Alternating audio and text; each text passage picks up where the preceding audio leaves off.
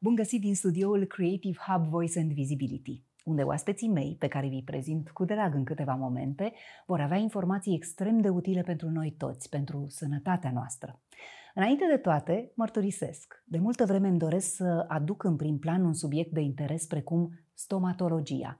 Calitatea vieții noastre este strâns legată de acest domeniu vast și am o puzderie de întrebări și mituri de lămurit în jurul acestui subiect. Vorbim de o arie a medicinei în care inovația a ajuns departe, iar România e o țară căutată pentru calitatea tratamentelor sale stomatologice și de estetică dentară. Turismul medical pe această direcție este o realitate care ne bucură. Asta înseamnă calitatea serviciilor medicilor români, profesionalism, dar și prețuri pe care oamenii din alte țări, chiar de peste ocean, iată, nu le pot avea la ei acasă și sunt permisive la noi pentru ei. De aceea preferă să vină, de pildă, din Statele Unite ale Americii până în România.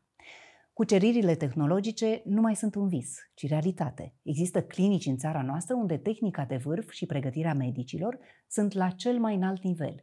Iar cei doi specialiști pe care i-am invitat astăzi în căutare de răspunsuri la întrebările mele sunt dintre cei mai buni din țară.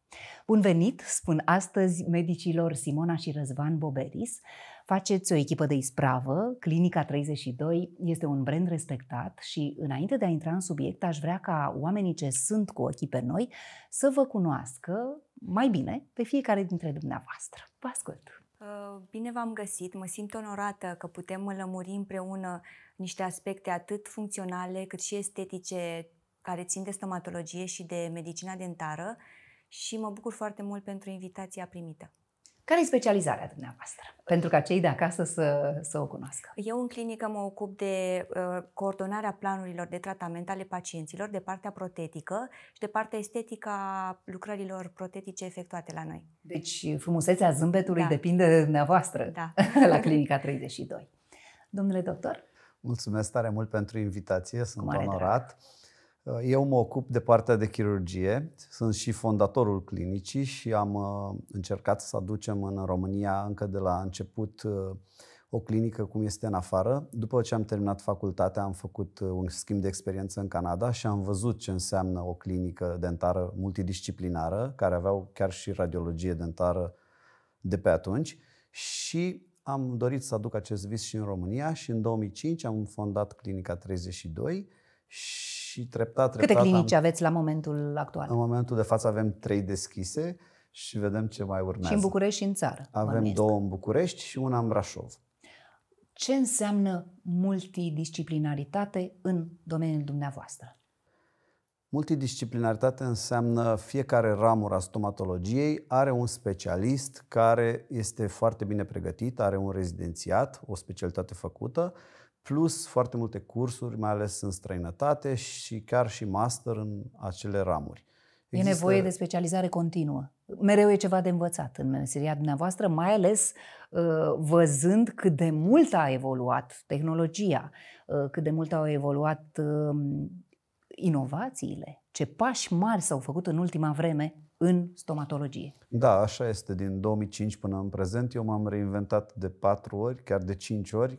Am schimbat absolut toate metodele de lucru, tehnologia, scaunele, tot. Nu pot sta pe loc. M-am reinventat de 4 ori în 20 de ani. Ce înseamnă, de fapt, Clinica 32? De ce 32? 32 este numărul de dinți pe care îl poate avea maxim un pacient și am numit așa clinica pentru că noi ne ocupăm de toți 32 de dinți ai pacienților și de întreaga sănătate, întreaga sănătate orală a pacienților.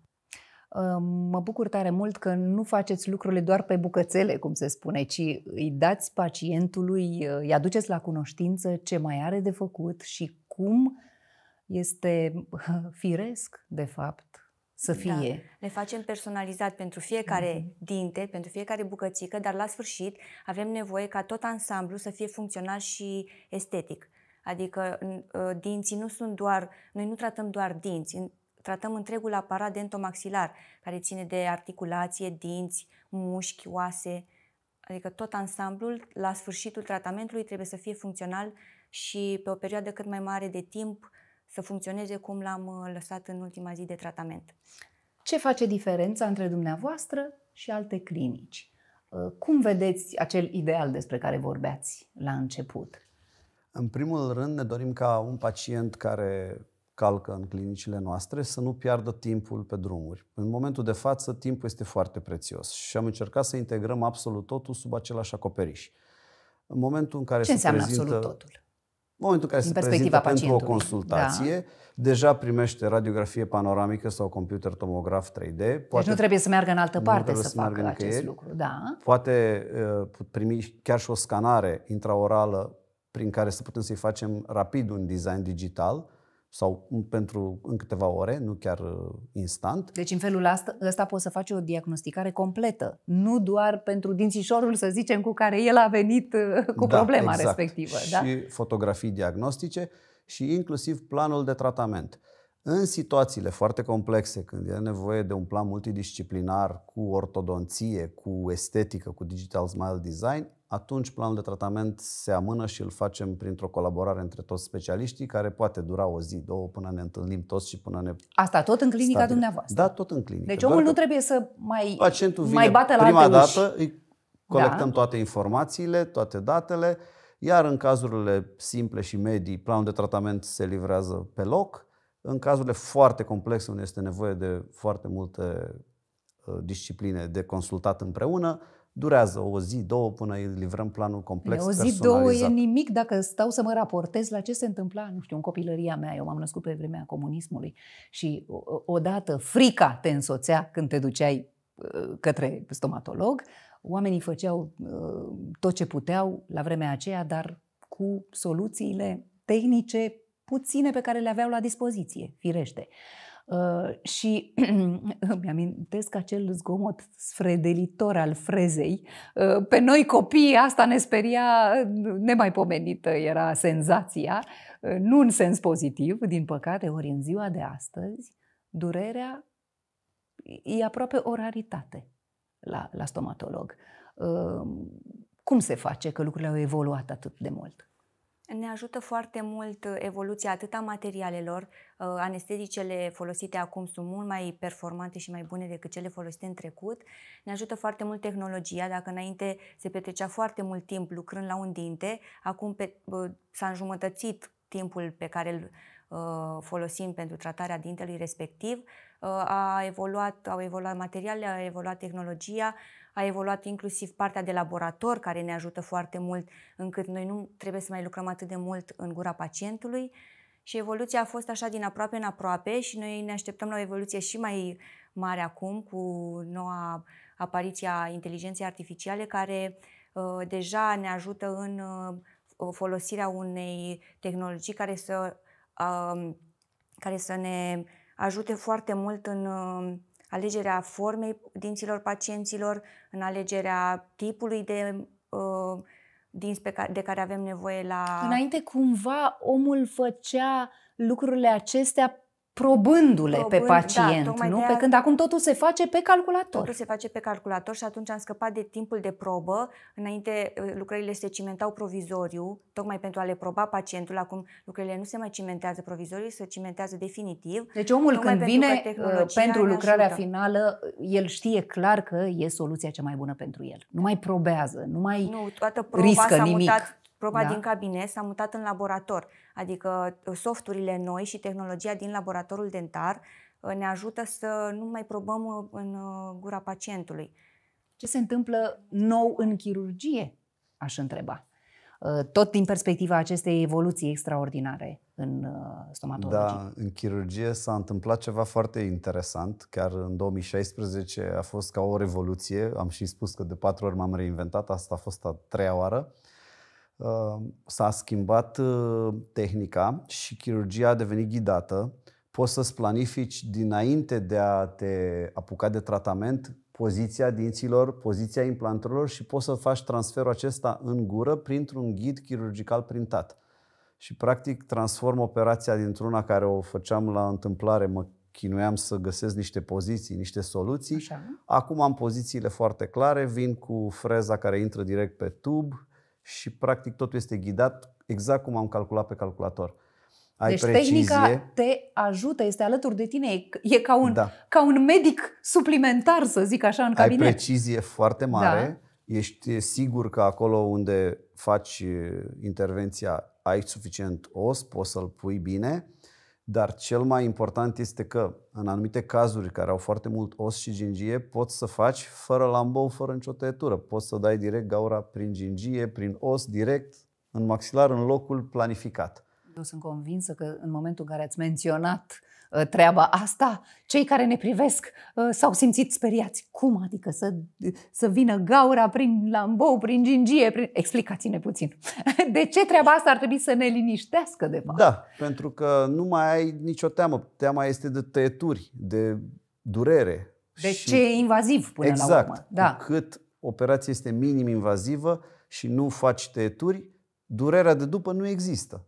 Pentru că nu și recuperarea e mult mai ușoară, dacă nu te-a tăiat nimeni și nu ai nicio rană. Corect. O chestie înșurubată poate să doară 10-20 de minute, o jumătate de oră după ce trece anestezia, ca o presiune, așa. Doar cu o durere în adevăratul sens al cuvântului. Cu o simplă pastilă nu mai ai nicio problemă. Vindecarea este mult mai ușoară. Ce e și mai interesant, în momentul de față, putem să facem toate astea dinainte, pe calculator, exact cum a spus. Și omul poate să vadă, îi puteți arăta, puteți să arătăm pe calculator, dar noi facem intervenția și fixăm lucrarea care am făcut-o pe calculator în gură la finalul operației. Când totul este planificat, e clar, nu mai ai dubii. Am terminat și a rămas și cu dinții în gură. Din virtual transformăm în real foarte ușor și predictibil. Aș vrea să știu cum s-a redus timpul lucrărilor, pentru că știm bine, trăim în secolul vitezei, oamenii își doresc totul cât mai repede. Pentru cineva ca mine, de exemplu, lucrând și în fața camerelor de luat vederi zi de zi, timpul acesta e absolută necesitate, pentru că nu-mi permit să lipsesc, da, de la îndatoririle mele și nu-mi permit să aștept cu lunile până când, nu știu, se vindecă ceva, ci trebuie ca lucrurile să se facă rapid. Din perspectiva aceasta, cum s-au îmbunătățit în ultimii ani? Prima îmbunătățire a fost apariția scannerului dentar. Dacă înainte amprentam dinții și amprenta trebuia să circule cu ajutorul unui om până la laboratorul dentar, acolo trebuia turnat modelul, trebuia așteptat să facă priză gipsul, erau niște timp de așteptare pentru materiale. Acum amprenta și un disconfort, pentru pacient, că toată lumea este uimită cum de nu mai folosim acea plastelină să le umplem gura cu ea și să le luăm amprenta. Sunt foarte uimiți când văd că doar o cameră de filmat care are dimensiunea unui deget le ia amprenta dentară. Deci această amprentă dentară acum circulă prin intermediul internetului. O trimitem ca pe un e-mail la laborator. Acolo timpul de realizare a modelului este foarte mic, modelul se printează. Nu mai există atât de multă mizerie care se poate să existe în procesul de realizare a dinților. A dispărut gipsul și este un mare avantaj. Apoi, asta este doar timpul de trimitere al amprentei. Acolo, în laborator, timpul de realizare al dinților s-a modificat foarte mult prin apariția softurilor dentare de design dentar. Nu mai este un tehnician să realizeze dintele în ceară, din aproape în aproape. Cu ajutorul unor softuri... Ca o sculptură. Ca o sculptură, da. Este într-adevăr, a rămas aspectul artistic al realizării dinților și să fie inspirat. Un fel de finisaj, da, nu? Dar mult mai ușor și mult mai curat și mult mai rapid. Designul acesta realizat de către tehnicianul dentar pe calculator este apoi dat să se frezeze. Fie se frezează un dinte de plastic, poate pentru probă dacă avem nevoie suplimentar, se frezează în maxim un sfert de oră dintele de plastic. Fie deci omul pe loc poate să plece. Dacă avem nevoie de o coroană într-un sfert de oră, eu iau amprenta, tehnicianul mi-l proiectează într-un sfert de oră și într-un sfert de oră îl frezează și pot să-l am. Îl frezează el sau un aparat? Îl frezează un aparat, bineînțeles. Și asta e un alt salt tehnologic. Adică precizie.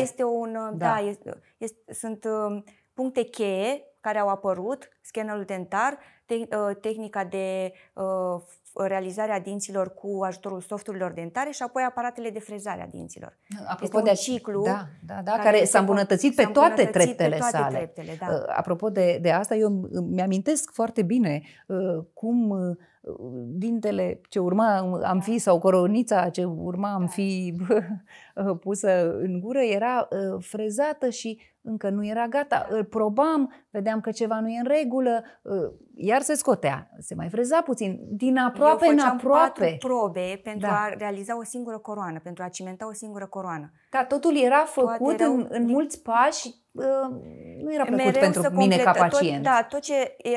Orice eroare umană care exista, trebuia noi să o rezolvăm printr-un alt efort uman, cumva.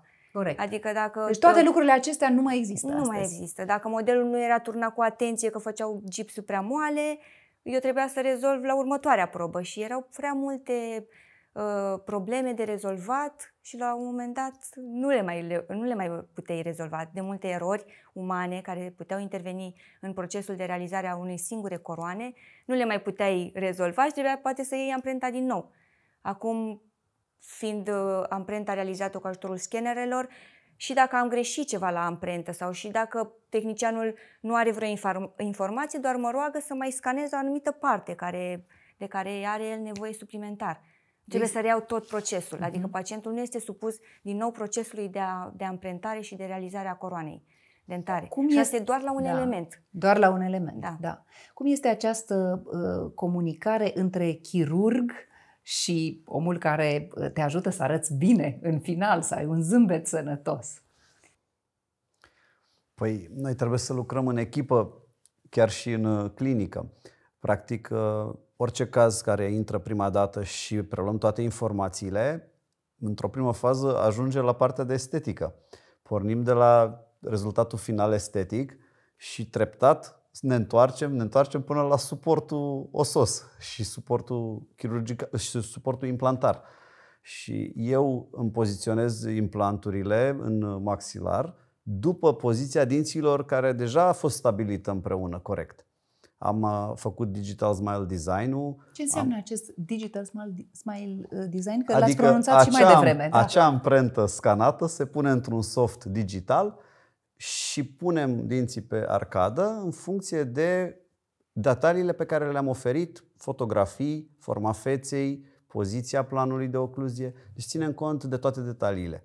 Și după ce am așezat dinții corect pentru fiecare pacient, apoi încep eu să construiesc suportul de sprijin pentru aceste... Văzând deja finalul.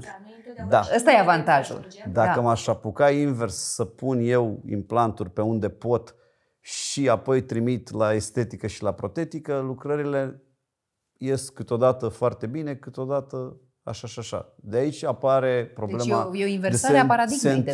Se întreabă lumea de ce la unii le ies toate și la unii ies câteodată. Pentru că aceia la care le ies tot timpul planifică tot timpul dinainte și vor avea mereu succes. Da. Ca în toate domeniile, comunicarea este foarte importantă. Noi doi împreună cu echipa comunicăm foarte des asupra mai ales a cazurilor foarte complexe și pentru că cumva treaba mea scade la jumătate doar pentru că el e un specialist foarte bun și atunci ceea ce îmi livrează să aduc eu într-o stare estetică foarte bună și funcțională, eu reușesc mult mai ușor. Doar pentru că e cineva care pregătește foarte bine înainte terenul. Să spunem că un pacient pășește pentru prima dată pragul clinicii dumneavoastră. Astăzi, care sunt valorile pe care vreți să îi le insuflați? Cum îi câștigați încrederea?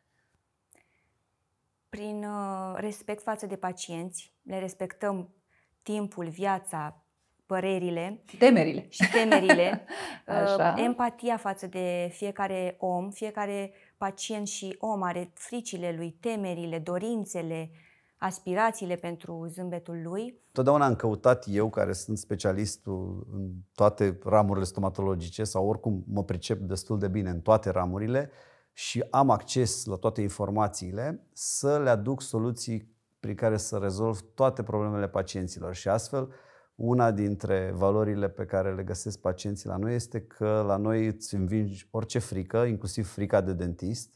Avem chiar sedare ca să poți să stai liniștit. Există oameni care preferă să nu Sunt știe oameni nimic care au din ce li se frică întâmplă. de dentist din cauza lipsei anestezicelor în vremea comunistă. Sunt oameni care au frică de dentist pentru că au reflex de vomă exagerat, pentru că deci au atac de panică. Sănătate, da, au reflexe vagale pe care nu și le pot controla, nu se pot controla.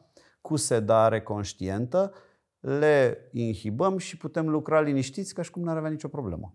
și nici nu-și aduce prea bine aminte ce a făcut pe acolo, pe la dentist. Deci a stat liniștit, Vede doar rezultatul. Vede doar rezultatul la final. Și asta încercam să spun, că încerc să le rezolv toate nevoile. Practic și cazurile imposibile, noi găsim anumite soluții bune, fixe aș spune, pentru că imposibil înseamnă de obicei când nu mai ai posibilitatea să mai mănânci cu o lucrare fixă. Și avem soluții pentru orice caz.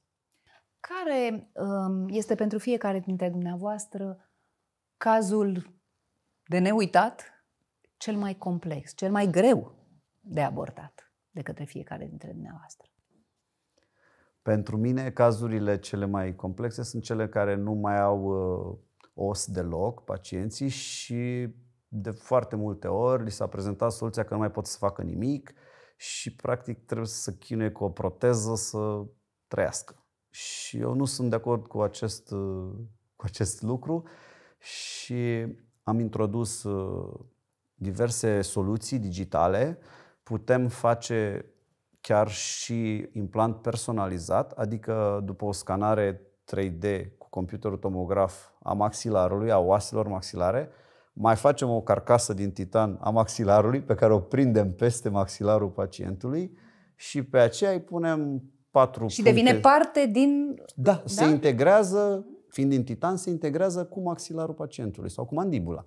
Și punem 4 puncte de sprijin, 4 locuri în care vom înșuruba o lucrare și putem livra o lucrare fixă.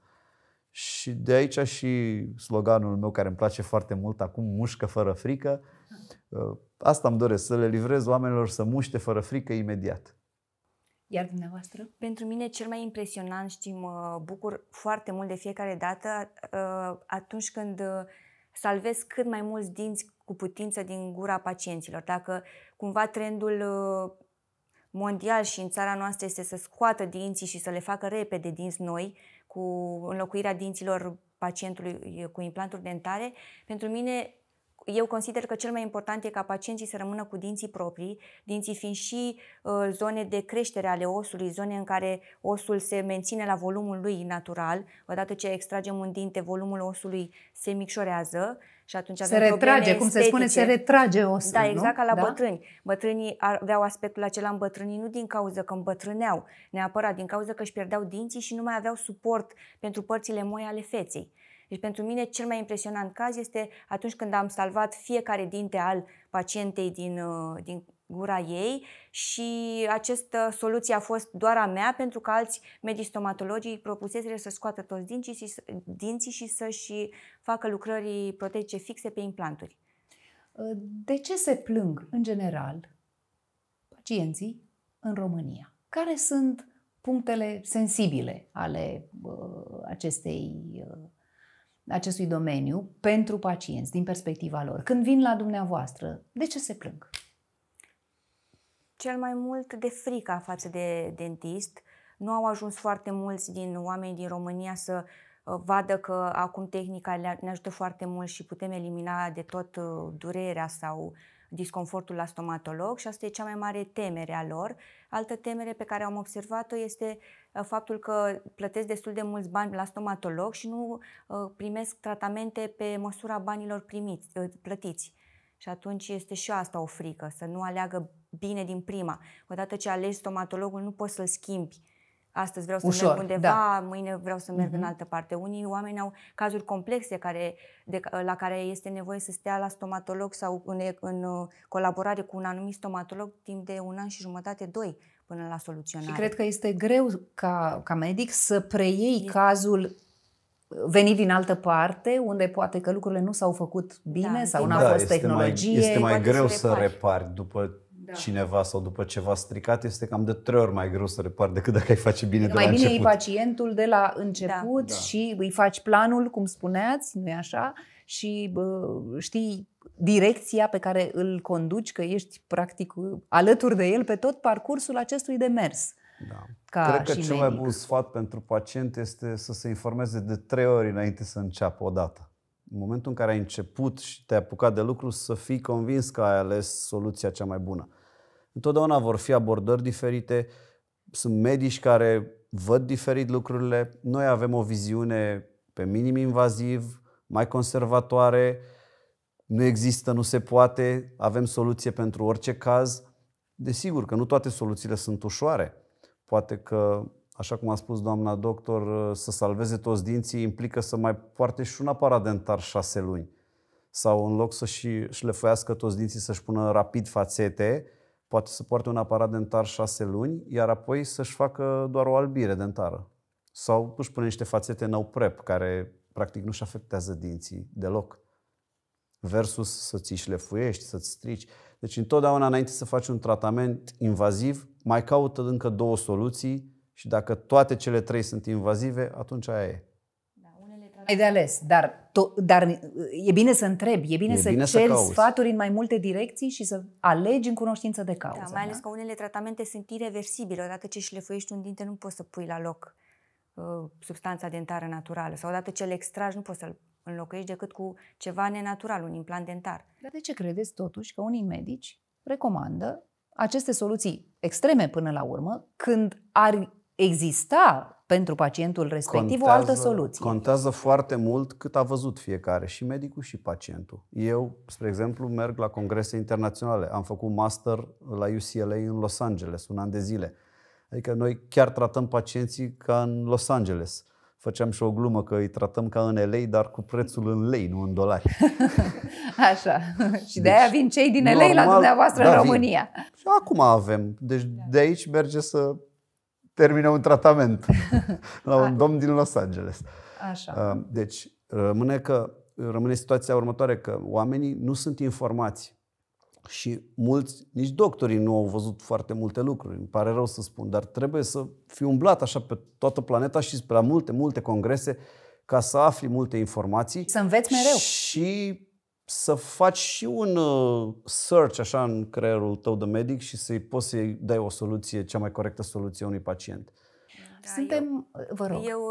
E foarte important pentru mine să spun faptul că o soluție de tratament rapidă înseamnă pentru unii poate bani rapizi și muncă puțină și poate nici pacienții nu sunt dispuși unii să reziste la atât de multe tratamente, să construiască un zâmbet decât să-l aibă de pe o zi pe alta. Adică e nevoie de efort din ambele părți, atât din partea medicului și de cunoștințe și din partea pacientului, pentru că e un efort și pentru el. Pe de altă parte, eu cred că pacientul trebuie să știe că ceea ce faci rapid așa, s-ar putea să nu dureze. Da. S-ar putea să nu-ți dea o perspectivă nici pentru buzunarul tău. Pentru că dacă tu faci azi ceva rapid și peste puțin timp trebuie să faci din nou, să repari ceea ce și poate nu se mai poate repara așa cum spuneați, s-ar putea să nu ieși în câștig. Poate ți se pare pe moment că e rapid, e ușor, pac, dărâm tot și fac ceva nou așa, doar de fațadă, dar cât te ține? Da, și media de viață, speranța de viață a crescut. Dacă la 50 de ani îți extragi toți dinții, să îi înlocuiești cu implanturi dentare, la 70 de ani ce soluție mai poți avea? Dacă te țin până la 70. Faci. Spuneți-mi ce înseamnă ajutorul oferit de digitalizare în meseria dumneavoastră. Digitalizarea ne-a făcut să reducem timpul de muncă pentru un pacient. Chiar am calculat recent pentru o reabilitare totală cu toți dinții, adică fiecare dinte tratat separat și păstrat. Deci să zicem că toți cei 32 de dinți... Da, vrei să-i tratezi pe fiecare individual și să-ți faci dinte cu dinte. De exemplu, un pacient peste 50 de ani la care uzura dentară a mai crescut și vrea să arate din nou ca la 20 de ani. Pentru acest tip de pacient aveam un timp de lucru în cabinet cam de 45 de ore și în laborator de încă 180 de ore. În total 225 de ore. Și noi am redus timpul de lucru din cabinet la 25 de ore cu tot. Deci aproape la jumătate, la jumătate. Și la laborator, la fel. În total am economisit 100 de ore de muncă, noi ca și clinică. Și omul cât economisește din timpul lui? Că el are și distanțele dintre ședințe. A economisit jumătate, iar dacă omul este dispus să stea în clinică 2 zile pline, îl chemăm peste 5 zile și i-am livrat tot. Deci într-o săptămână omul și-a rezolvat toată problema. Într-o săptămână poate să-și rezolve toată problema pe dinții lui naturali. cu siguranță de aceea, final, nu doar din nu provizoriu. Da, final. Cu siguranță de aceea, nu doar luând în considerare prețurile care sunt mult mai permisive la noi, vin oameni din toată lumea și vă calcă pragul. Din ce țări ale lumii aveți sau ați avut până acum pacienți? De pe tot globul. Cei mai mulți vin din America. Probabil ne-am făcut acolo o mână de pacienți care ne tot trimit. Foarte mulți pacienți avem din recomandări. Din Noua Zeelandă, din Australia, din Europa, și toată Anglia, Europa, bineînțeles. toată Europa. Da. Și cum vă explicați totuși lucrul acesta? Adică elvețianul n-are el dentistul bun? Deci în primul rând că îi trimit prin recomandări și atunci o recomandare și deja niște rezultate văzute la alt pacient îi trimite prin încredere. Asta e o carte de vizită extraordinară. O carte de vizită, da. Prețul probabil, pentru că acolo sunt prețuri mult mai mari. Deci și cu totul ei pleacă pentru preț și ajung să găsească o calitate foarte bună în România la prețul din România. Rapid. Și un timp rapid. Da. Și cu toate că omul se deplasează din țara lui până aici. Asta înseamnă avioane, asta înseamnă cazare, să zicem, că nu are rude în România. Cu toate astea, el iese mai ieftin la noi? Da, iese mai ieftin.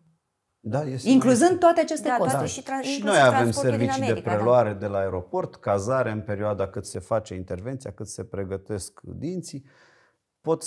Putem să oferim toate aceste servicii și tot ies mult mai ieftine. Dar cel mai important lucru pe care îl are pacientul este că el rezolvă foarte repede toate problemele dentare. În Elveția, spre exemplu, nu ai loc să te programezi, poate la 6 luni, în Franța la fel, în America. Dar de ce nu au loc? De ce e atât de aglomerat acolo?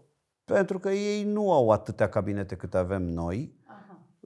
Sunt foarte multe asigurări care mai decontează, dar tot nu ajută. Nivelul la care se lucrează pe asigurare și în străinătate este foarte jos.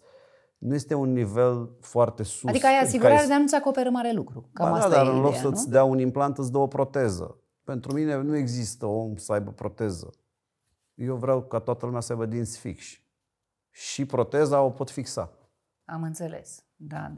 Am înțeles. Bun. Deci ei câștigă prin calitate, prin timp, se mai plimbă și prin România dacă n-au văzut-o, dacă mai au rude, le vizitează. Deci fac și o vacanță și în paralel își rezolvă și problema de sănătate. Da, în principal da. Care sunt cele mai căutate, să zicem, soluții din punct de vedere estetic în ziua de azi pentru estetica dentară? Cele mai căutate, pentru că sunt marketate și vorbit mult despre ele, sunt fațetele dentare. Așa. Și pentru estetică și implanturile, pentru că dacă înlocuiești un dinte, automat nu mai ai spații în gură inestetice. Dar fațetele dentare sunt cele mai căutate.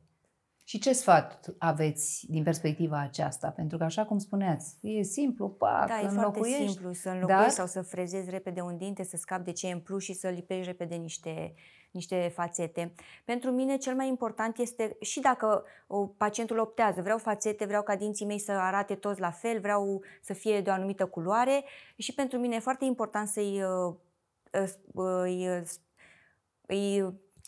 să-l informez, dar să-i și livrezi ceea ce dorește, dar cumva minim invaziv. Bine, am înțeles, vrei fațete, dar înainte să punem fațete, hai să aliniem dinții, să fie pe o poziție cât mai aproape de ce vrem să obținem la final, pentru ca sacrificiul dentar să fie minim. Adică dacă un dinte e prea în față, eu trebuie să șlefuiesc foarte mult ca să-l aduc la linia la care este nevoie din punct de vedere estetic. În felul ăsta, dacă folosesc aparatele dentare, îi rearanjez, poate nu mai trebuie deloc să șlefuiesc acel dinte și toată substanța lui dentară rămâne pe loc și doar lipesc o fațetă peste el. Și atunci fațeta are durabilitate mult mai mare în timp, nu se desprinde atât de repede, pentru că aparatul dentar, pe lângă faptul că îi aranjează, îi pune și într-o poziție funcțională. Multe fațete dentare sar pentru că nu sunt funcționale, le ating în anumite mișcări de masticație pacienții. Și câștigăm prin faptul că nu se desprind, prin faptul că nu sacrificăm dinții și prin faptul că pacientul, dacă peste 20 de ani, să zicem, are probleme cu fațetele dentare, nu mai, șlefuirea fiind minimă, dacă reintervine din nou asupra dintelui, nu îl sacrifică până să rămână fără nicio substanță dentară.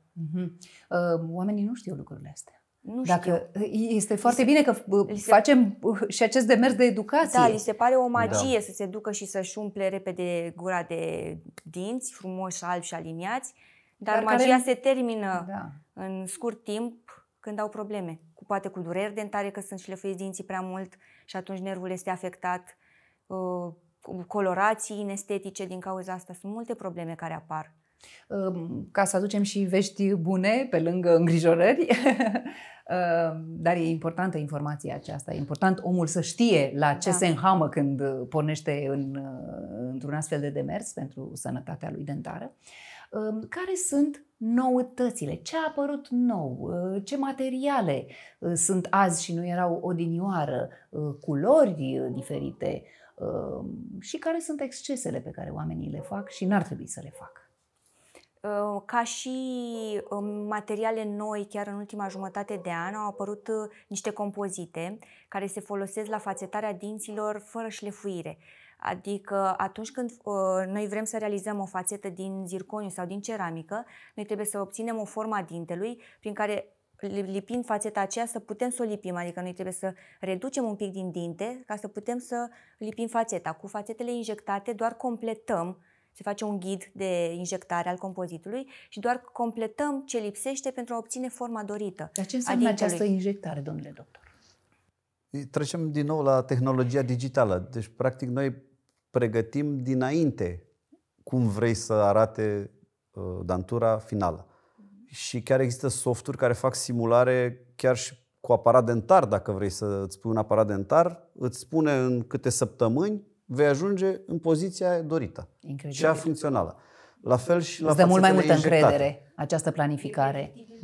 Da. Această scanare o pune în soft, îi proiectează noile fațete la zâmbetul ideal, după care face o print la diferența dintre ce ai și ce ar trebui să fii. Și injectare înseamnă că de fapt injectezi material doar ca să umpli în golul. diferența aceea. Exact. Da. Și printăm un ghid pentru acea diferență. Practic un locaș în care trebuie să injecteze. Un model, modelul se amprentează, se realizează orificii prin care noi injectăm compozitul și îl polimerizăm. Apoi se finisează fațeta și rămâne de forma dorită. E incredibil. Aceste lucruri sunt cumva de domeniul fantasticului pentru un neinițiat. Făceam și eu fațete din compozit, dar nu aveam materiale atât de bune care să reziste în timp, să fie lucioase ca un dinte, să nu se impregneze foarte repede la alimente. Deci foloseam alte materiale care nu aveau rezultate atât de mari și pe termen lung și acum folosim materiale predictibile care ne oferă o plajă foarte mare,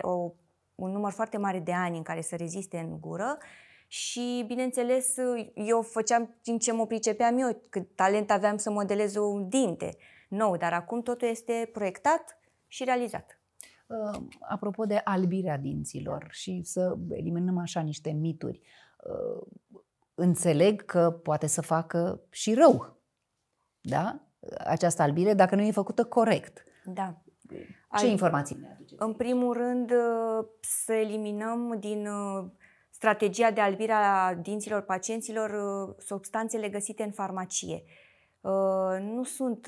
Albirea ar trebui făcută doar în cabinetul stomatologic, pentru că pacienții vor dinți albi, dar nu știu că poate acolo ei au carii, sau poate au tartru, sau poate au retracții gingivale și afectează sănătatea dentară. Deci dacă tu iei din farmacie substanța aceea, ea practic atacă dintele într-un fel, nu? Da, e ca un înălbitor la rufe, un alt proces, dar cam asta este metoda de a-i albi. Și ce se poate întâmpla Dacă rău? sunt carii dentare, sensibilizează mai mult dintele, pentru că acel carie este o cavitate în care intră substanța de albire și atunci poți să pierzi nervul dacă albești un dinte cu carie foarte mare. Deci nu e o glumă. Nu, sau au pacienții retracții gingivale, în zonele unde rădăcina este vizibilă, nu mai este nici în os, nici în gingie și acolo este o zonă foarte sensibilă, în care unde dacă folosim substanțe de albire, sensibilizăm dinții. Sau unii pacienți, din dorința de a avea dinți foarte albi în termen scurt, folosesc cantitate mai mare de substanțe de albire sau folosesc pe termen mult mai mare. Exagerează. Exagerează. Așa cumva controlat de un specialist, albirea se desfășoară în condiții bune, normale și fără pericol pentru și personalizat dinți. pentru fiecare om, atât cât este nevoie până la urmă.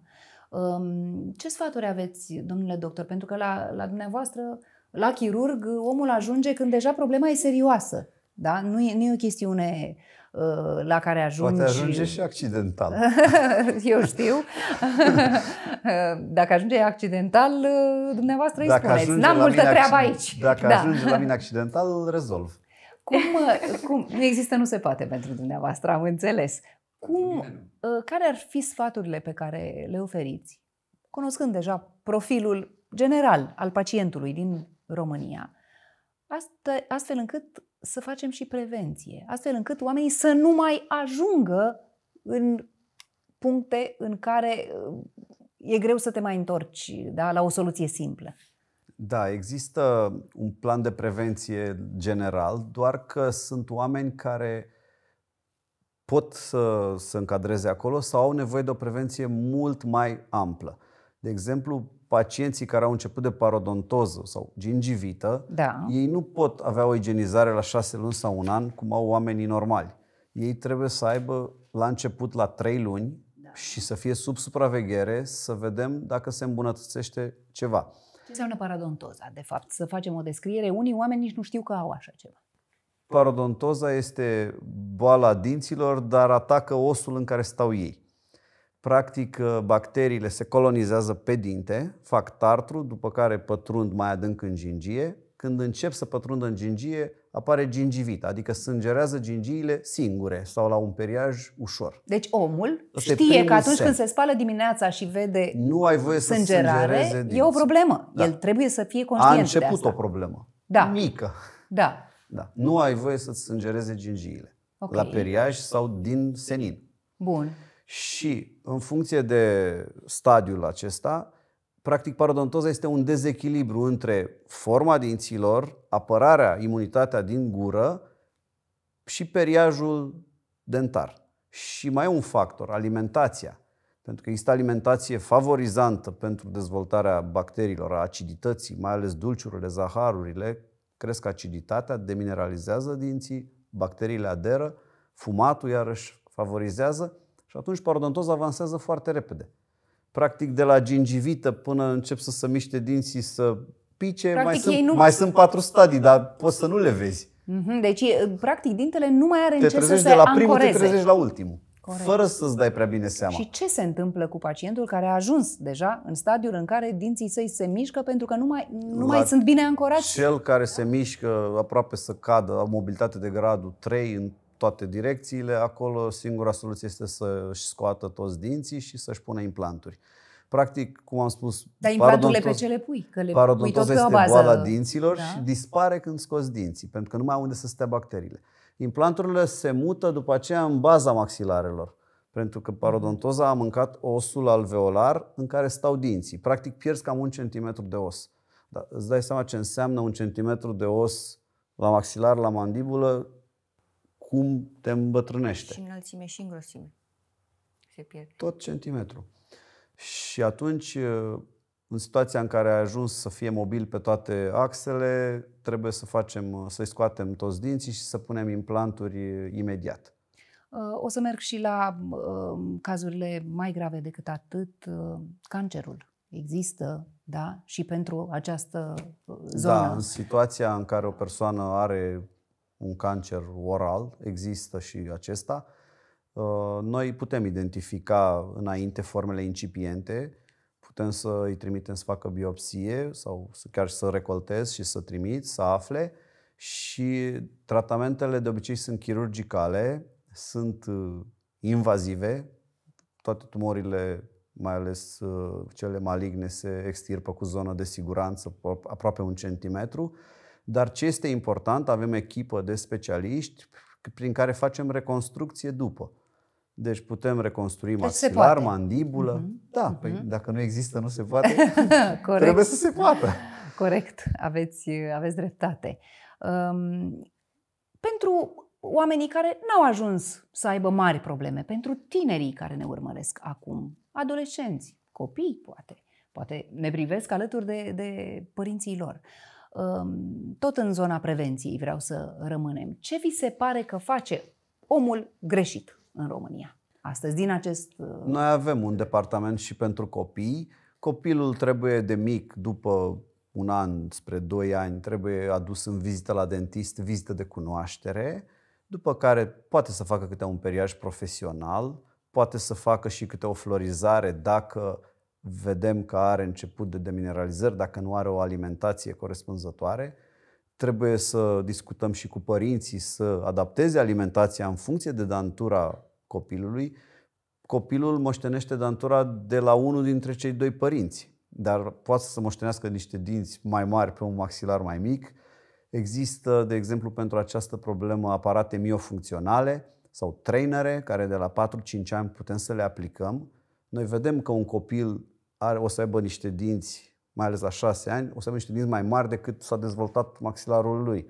Și atunci putem să-i punem un trainer miofuncțional și pe măsură ce el crește, dezvoltă și maxilarele în funcție de dinții pe care îi va avea. Și astfel evităm niște aparate dentare fixe, costisitoare și mai grele mai târziu, la 16 ani. Dar eu vorbesc de îngrijirea simplă, a omului normal. De câte ori e normal să te speli pe dinți? Folosești sau nu apă de gură? Pentru că am auzit o grămadă de lucruri negative despre ideea de apă de gură, care e ușor de folosit. Oamenii își doresc asta, dar am auzit știri pe canale respectabile la nivel mondial împotriva acestei ape de gură. Și, probabil incomplete. Deci apa de gură depinde ce substanță conține. Dacă apa de gură conține clorhexidină, aceea este o apă de gură post-chirurgicală. Este o apă de gură care asanează cavitatea bucală, elimină toate bacteriile și mai colorează și dinții, care are substanța aceasta care îi colorează. Aceea trebuie folosită 7-10 zile când ai gingivită, când ai o intervenție chirurgicală. În care medicul îți spune. Dar dacă îți iei o apă de gură cu mentol ca să miroase gura frumos, aceea poți să o folosești zilnic. Da, dar niciun mijloc de curățare a dinților nu îl înlocuiește pe celălalt. Adică să nu credem că dacă ne clătim cu apă de gură înlocuim periajul dentar. Sunt în ordinea asta, periaj dentar foarte bine realizat cu mișcări corecte, verticale, de la gingie la dinte. Deci și sus, de la gingie, la dinte și invers pe partea de jos. În sensul în care cresc dinții, să nu împingem mizeria din nou în gingie, unde face rău. Deci cel mai important este periajul și este primul pe care îl folosim la îndepărtarea resturilor alimentare. Un periaj corect ar trebui să rezolve 90% din îndepărtarea substanțelor. Dar ce perie?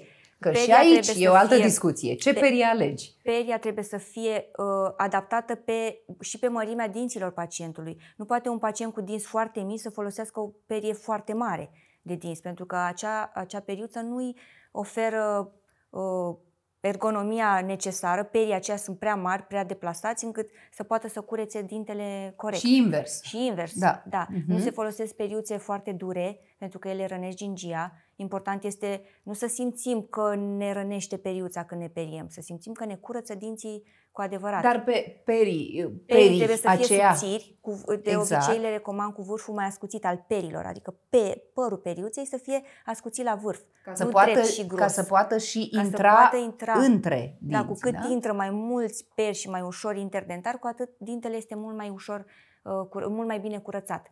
Că pe exterior se curăță. Dușul bucal după periaj, să îndepărtăm ce nu a scos periuța, dar în general 90% din mâncarea dintre dinți trebuie eliminată cu periuța de dinți. Deci întâi mecanic, dușul bucal îndepărtează doar bucățile, placa bacteriană nu îndepărtează de pe dinți. Doar dacă e sunt necesare amândouă. Da. Vedeți? Lucruri pe care pacientul nu le știe. Mai ales la cei care au lucrări pe implanturi, dușul dentar este obligatoriu, pentru că mai curăță bontul, lustruiesc puțin, mai lustruiește, ca și cum ai da cu un spray cu presiune și poți să mai pui și acolo diverse substanțe de curățare. Dar dușul bucal nu înlocuiește periuța. Ok. Iar dușul versus ața dentară, unul dintre ele, alegi sau? Și ața dentară trebuie folosită, mai ales în situațiile în care mănâncă alimente care rămân foarte mult printre dinți, dar nu în exces. Nu este o bază zilnică să faci un ritual de o oră să curăți dinții. Cel mai important este consecvența, adică în fiecare seară să nu te culci nespălat pe dinți, pentru că la fiecare 24-48 de ore bacteriile se înmulțesc și aderă. Și după aceea nu le mai poți da la o parte. Și foarte important este să observăm un pic, adică acum să punem puțin focusul pe dinți și să observăm după periaj, să ne analizăm dinții. Mi se par curați, îi simt curați sau încă mai sunt murdari? Pentru că periajul e ca un automatism. Dacă îl facem doar gândindu-ne în alte direcții, nu îl realizăm corect. Dar dacă ne realizăm un automatism bun din prima, putem să ne gândim și la copil, la soț, la meserie și să spălăm dinții corect și bine. Fiecare dintre dumneavoastră cu siguranță are acum în minte măcar un gând sau poate că nu v-am întrebat totul, e un domeniu atât de vast, pe care ați vrea să-l transmiteți direct pacienților sau celor care încă nu sunt în momentul în care e cazul să devină pacienți, dar e bine nici să nu ajungă, nu să aibă mari nevoi din acest punct de vedere. Ce le-ați transmite celor de acasă? Poate sunt lucruri pe care eu nu le-am întrebat și considerați că nu trebuie să le trecem cu vederea. Din experiența mea de aproape 20 de ani în stomatologie, am observat că o viață lungă este legată de o dantură sănătoasă și în principal naturală.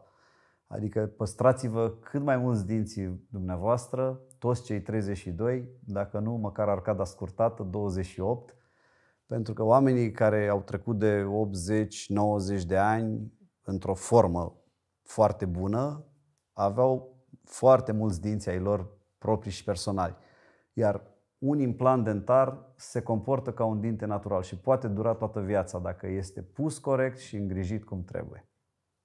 Doamna doctor? Da, pentru mine cel mai important mesaj pe care vreau să-l transmit oamenilor de acasă este la fel să păstreze cât mai mult dinții lor naturali, întotdeauna să aleagă tratamente de ultimă oră și minim invazive, astfel încât poate și dacă aleg un stomatolog greșit, măcar a umblat puțin la dinții lor și nu a afectat foarte mult în ideea în care urmează să acceseze un stomatolog care să le facă treabă de lungă durată și mai bună. Ce mesaj ați transmite dumneavoastră celor care tot amână verificările la dentist? Fără frică de dentist. Cu mine nu doare niciodată. Ideea este, mai ales în condițiile în care noi ca omenire în momentul de față beneficiem de multă cunoaștere și tehnologie pentru rezolvarea problemelor dentare, cea mai proastă idee e să amânăm vizita la stomatolog. Măcar ne facem o idee, măcar ne facem un plan despre ce trebuie să rezolvăm și apoi treptat, ușor, ușor le rezolvăm și să nu fie prea târziu, Să nu fie prea târziu, pentru că întotdeauna ce se rezolvă târziu înseamnă că afectăm foarte mult și costă mai mult, doare poate mai mult sau... Mulți pacienți... Crește proporțional totul dacă amânăm. Corect. Mulți pacienți spun, după ce au rezolvat o problemă pe care poate o aveau de multă vreme, domnule, am altă încredere în mine. Pot să zâmbesc din tot sufletul. Inclusiv succesul meu în afacere sau succesul la nivel personal ține de zâmbetul meu sănătos. Da, eu îi văd pe oameni schimbați inclusiv, nu neapărat la sfârșit, atunci e apogeul poate, dar de la vizită la vizită oamenii intră mai zâmbitori în cabinet, cu mai multă încredere, se așează pe scaun cu mai puțină frică sau cu frică deloc. Adică fiindcă schimbăm focusul de pe frică, pe calitate și pe rezolvarea problemelor, nici ei nu mai au focusul pe cu ce au intrat în cabinet, se schimbă pe... Da, așa este. Zâmbetul crește, încrederea și stima de sine și chiar succesul în viață. Stima de sine. Ați pus punctul pe I aici. Adică omul se respectă altfel. Da? Și simte că... Subconștientul nostru ne spune, acum nu mai am nimic, sunt bine, zâmbesc frumos. Plus că zâmbetul este prima carte de vizită când se cunosc doi oameni. Zâmbesc puțin unul altuia. Și automat ți-a dat deja niște informații despre el, despre cum arată, despre cât de vesel e, cât de deschis este. Deci zâmbetul crește stima de sine. Da, și se secretă hormonii fericirii doar zâmbind. Poate uneori forțat, dar treptat devine un stil de viață să zâmbești, să ai încredere în tine.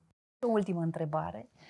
Dacă ați avea o baghetă magică și v-ar sta în putere să schimbați cumva educația pe acest tărâm al stomatologiei în țara noastră, începând cu copiii de la școală.